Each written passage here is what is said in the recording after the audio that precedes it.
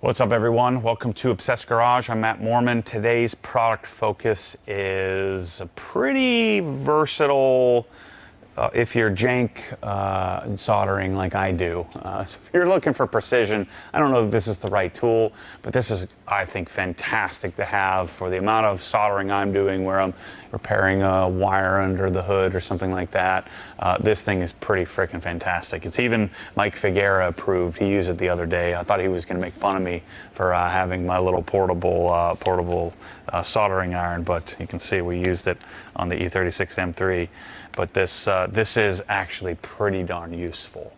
Now, it comes in a couple of different versions. You can buy it as the tool only, and it's one of the few non-fuel tools. So this, I believe, has a typical brushed motor.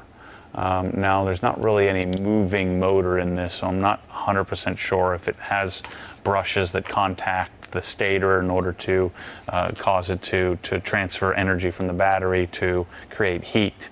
But it's not your typical brushless fuel tool. I do know that. So it doesn't carry the fuel moniker.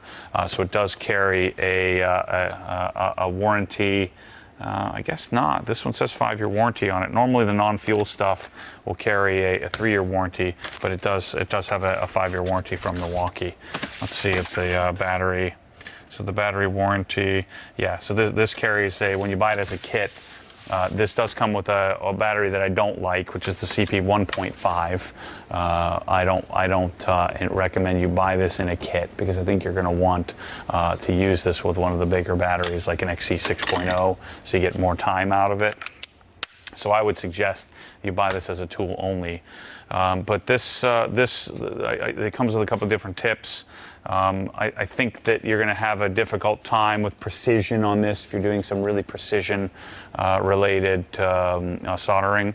But in general, for doing a little automotive or doing a little task, if this is your only soldering iron, I think you can get pretty much anything done you're going to want.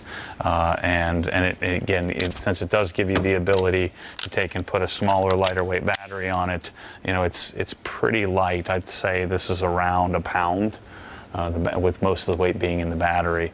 So it is rather functional. So your on-off switches here, it's a depress, a lock-on button that you would have to then depress to unlock.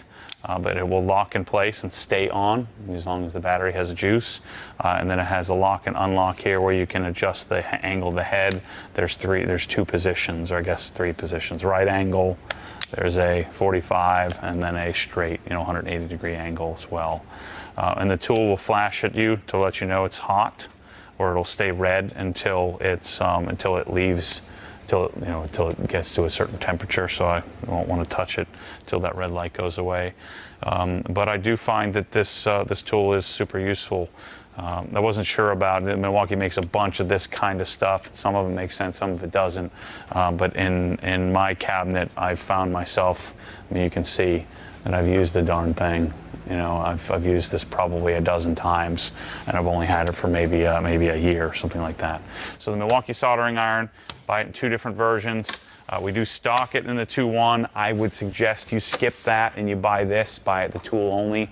This is one of those times where I don't think the battery, certainly the case, I guess if you wanted the plastic case, but takes up so much less space if you just take the tool out, throw it in your cabinet versus trying to store it in this carrying case that really doesn't function all that well.